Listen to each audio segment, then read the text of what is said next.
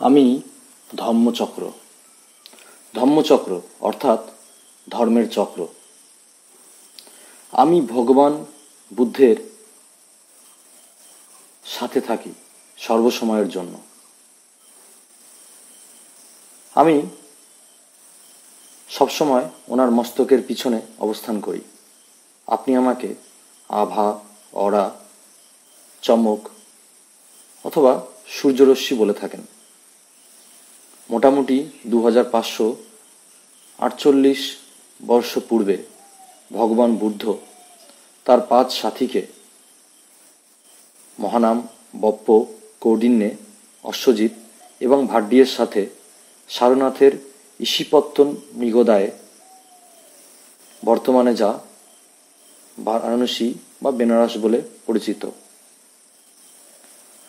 ওই স্থানেই আমি নিজেকে পুনরায় দ্বিতীয়বারের জন্য গতিমান করেছিলাম। আমি পূর্বে স্থির হয়েছিলাম। আমার সাধারণত চলন দুঃখকে বৃদ্ধি করার জন্য হয়ে থাকে। ভগবান বুদ্ধ আমাকে জেনেছেন, আমাকে চিনেছেন, আমার গতিকে উল্টো পথে পরিচালিত করেছেন। এখন আমি সুখের দিকে গতিশীল। সর্বপ্রথম 5 জন সাথীকে ধম্মে দীক্ষিত করে ভগবান বুদ্ধ আমাকে সুখবর্ধক ধম্মচক্রে বানিয়েছেন। আজকের দিনটি সমগ্র বিশ্বে ধম্মচক্র প্রবর্তন দিবস হিসাবে পরিচিত। ভারতে ইহাই গুরু পূর্ণিমা নামে প্রসিদ্ধি লাভ করেছে। গুরু পূর্ণিমা বলা হয়ে থাকে কারণ ভগবান বুদ্ধ চক্রের জ্ঞানী ছিলেন। জ্ঞানীকে পালি ভাষায় বিউ বলা হয়ে থাকে। চক্রবিউ ওনার নামের কারণেই পরিচিত হয়েছে। অর্থাৎ আমার সম্যজ্ঞানীকে ধম্মচক্র বিউ বা ধর্মচক্র জ্ঞাতা বলা হয়ে থাকে, যা পরবর্তীকালে ধম্মচক্রের পরিবর্তে ধম্মচক্র বিউ বলতে প্রসিদ্ধি লাভ করেছে। আমি এখন সুখ প্রদান করে থাকি। আমি মৃত্যুচক্র, আমি পাপপুণ্য চক্র, আমি কালচক্র, আমি জীবনচক্র, আমি ভবচক্র, আমি আবার ধনী দরিদ্রের চক্র, আমি সুদর্শন চক্র। সমস্ত প্রকারের চক্রের মধ্যেই আমার বসতি। ভগবান বুদ্ধের কাছে আমি কৃতজ্ঞ। উনি আমাকে দুঃখবর্ধক চক্রের পরিবর্তে সুখবর্ধক চক্রে পরিণত করেছেন।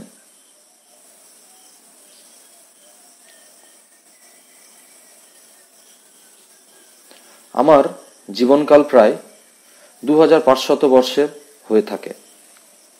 2500 বছর আমি সুখ হইতে দুঃখবর্ধক চক্রে পরিণত লাভ করে থাকি। 1956 সালে যখন আমি দুঃখের চক্রে ছিলাম, তখন ডক্টর বাবা সাহেব আম্বেদকর, যিনি বোধিসত্ত্ব, উনি আমাকে মহারাষ্ট্রের নাগপুরে পুনরায় গতিশীল করেছেন। আমি মোটামুটি 70 সাল ধরে পুনরায় সুখবর্ধক চক্রে পরিণত হয়ে আছি। পুরো বিশ্ব আজকের দিনটি গুরু পূর্ণিমা অর্থাৎ গুরু পর্ব, বিশ্বগুরু তথাগত গৌতম বুদ্ধকে আমার নামে ধম্মচক্র প্রবর্তনের নামে জানে এবং চেনে। আপনার জীবন আমি সুখময় করে তুলতে পারি যদি আপনি আমাকে সুখের দিশায় চালাতে থাকেন। যদি আপনি আমাকে রুখে দেন, তবে আমি নিজেই দুঃখের অভিমুখে ধাবিত হব এবং দুঃখবর্ধক চক্রে পরিণত হব। আমি ধম্মচক্র। নমো তাস্সা ভগবতো অরহতো সম্মা সম্বুদ্ধাস্সা। নমো তাস্সা ভগবতো অরহতো সম্মা সম্বুদ্ধাস্সা। নমো তাস্সা ভগবতো অরহতো সম্মা সম্বুদ্ধাস্সা।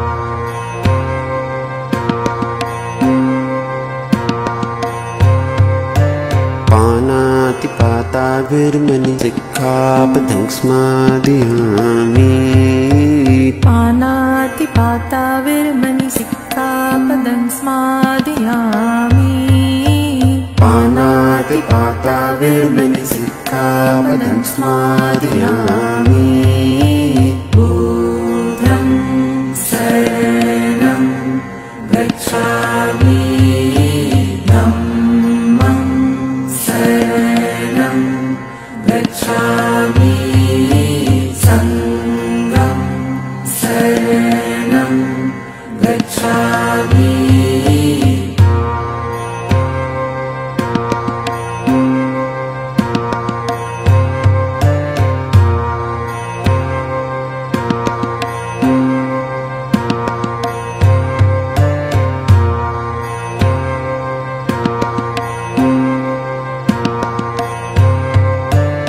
आदिन्नदाना विरमणि सिक्खापदं स्मादयामि आदिन्नदाना विरमणि सिक्खापदं स्मादयामि आदिन्नदाना विरमणि सिक्खापदं स्मादयामि बुद्धं शरणं गच्छामि धम्मं शरणं गच्छामि संघं शरणं गच्छामि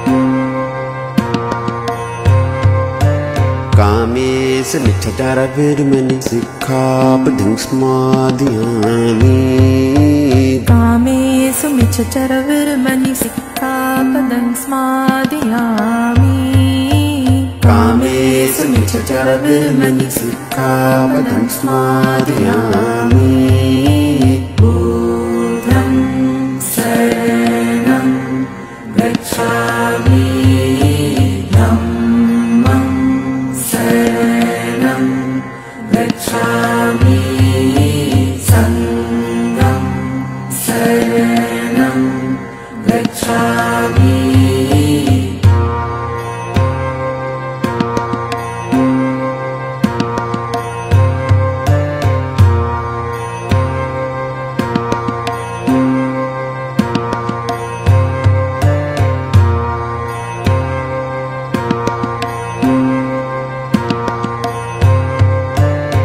मूसावादा विरमणि सिक्खापदं स्मादयामि मूसावादा विरमणि सिक्खापदं स्मादयामि मूसावादा विरमणि सिक्खापदं स्मादयामि बुद्धं शरणं गच्छामि धम्मं शरणं गच्छामि संघं शरणं गच्छामि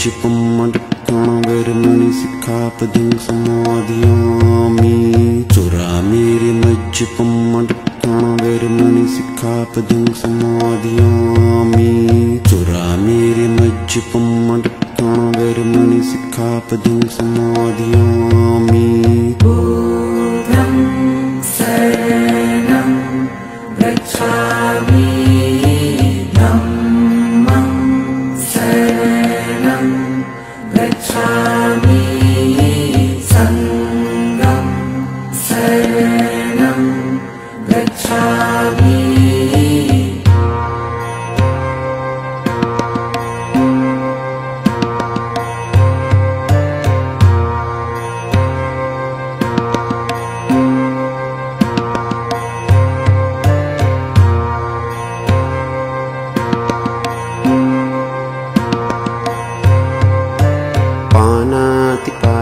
वेरमणि सिक्खापदं समादयामि आदिन्नदाना विरमणि सिक्खापदं समादयामि कामेश मिथ्याचार वेरमणि सिक्खापदं समादयामि मुसावादा विरमणि सिक्खापदं समादयामि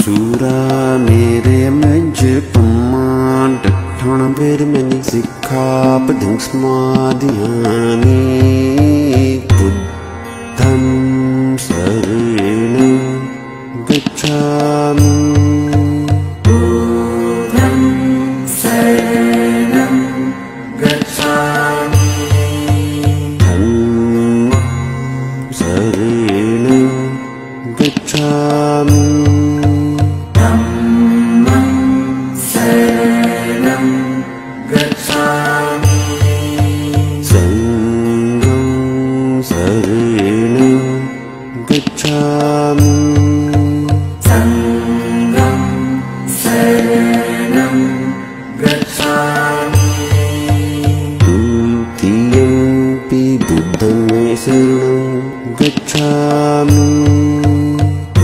द्वितीयंपि बुद्धं शरणं गच्छामि द्वितीयंपि धम्मं शरणं गच्छामि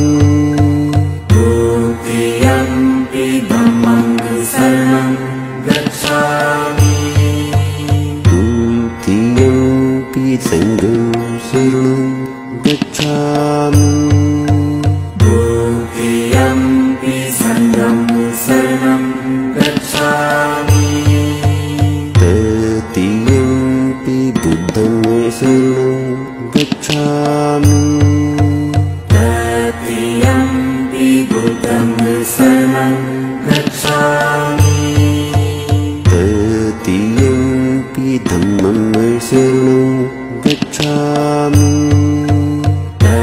तृतीयंपि धम्मं शरणं गच्छामि तृतीयंपि संघं शरणं गच्छामि तृतीयंपि संघं शरणं गच्छामि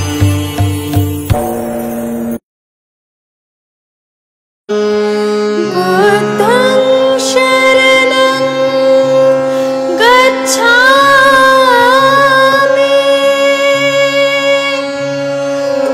धम्मं शरणं गच्छामि संघं शरणं गच्छामि बुद्धं शरणं गच्छामि धम्मं शरणं गच्छामि संघं शरणं गच्छामि